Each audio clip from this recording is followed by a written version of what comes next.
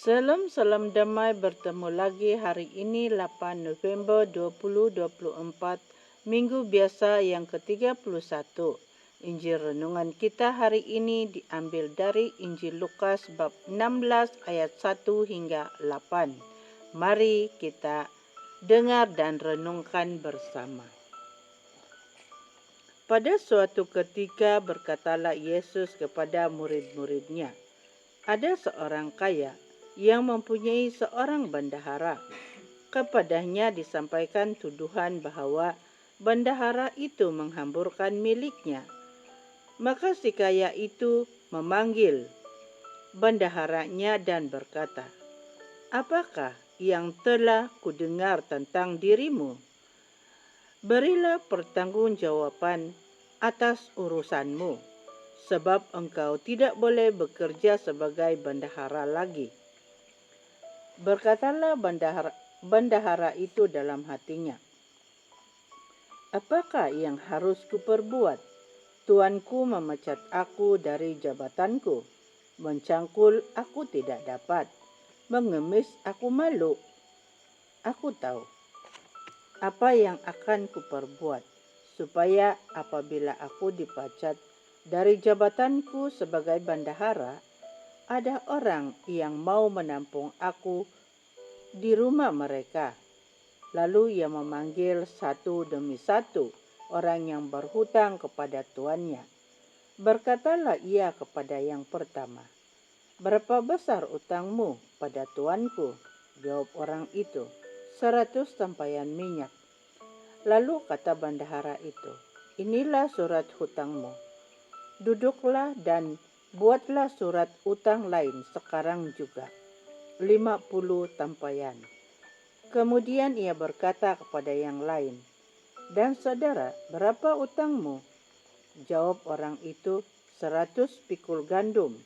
Katanya kepada orang itu, "Inilah surat utangmu. Buatlah surat utang lain, 80 pikul." Bendahara yang tidak jujur itu dipuji tuannya, karena ia telah bertindak dengan cerdik. Sebab anak-anak dunia ini lebih cerdik terhadap sesamanya daripada anak-anak terang. Demikianlah Injil Tuhan. Terpujilah Kristus. Saudara dan saudari, kata cerdik bermaksud cepat memahami dan pandai mencari penyelesaiannya. Seperti yang kita baca dalam Injil hari ini, bendahara yang tidak jujur dipuji oleh tuannya karena bertindak dengan cerdik. Bendahara ini dipuji karena kecerdikannya, bukan oleh ketidakjujurannya. Kecerdikannya ialah dia mengerti akan keadaan yang akan dialaminya, bahwa dia akan dipecat.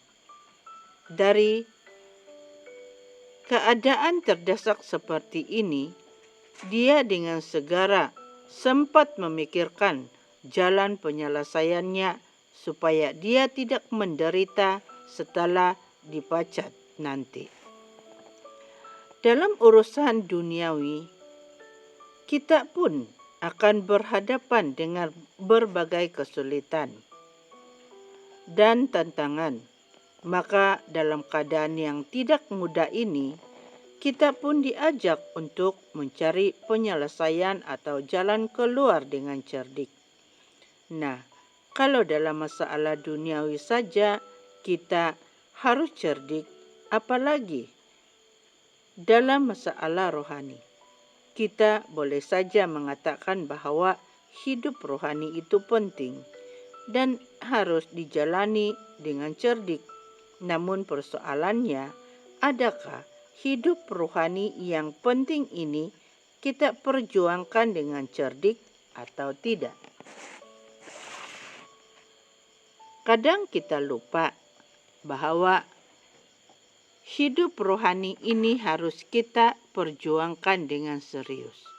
Kalau urusan duniawi, anak-anak duniawi lebih cerdik, Maka dalam urusan rohani, sebagai anak-anak terang, kita dituntut untuk lebih cerdik lagi.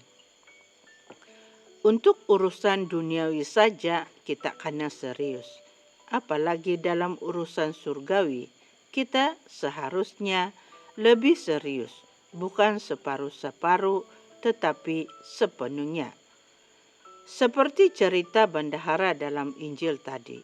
Sesingkat manapun ia menerima kenyataan akan pemecatannya, tetapi dia tetap berusaha untuk berbuat baik kepada sesama. Sekecil dan sesempit apapun kesempatan itu, dia gunakan dengan sebaiknya untuk kebaikan.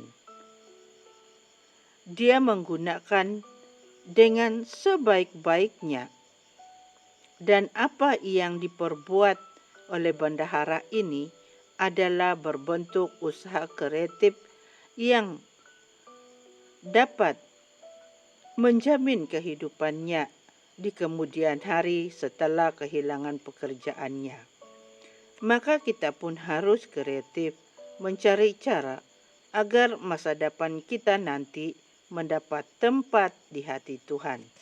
Walaupun kita bergelut dengan berbagai tantangan duniawi, tetaplah semangat untuk menabur kebaikan sebanyak-banyaknya untuk memastikan ada jaminan kehidupan yang membahagiakan.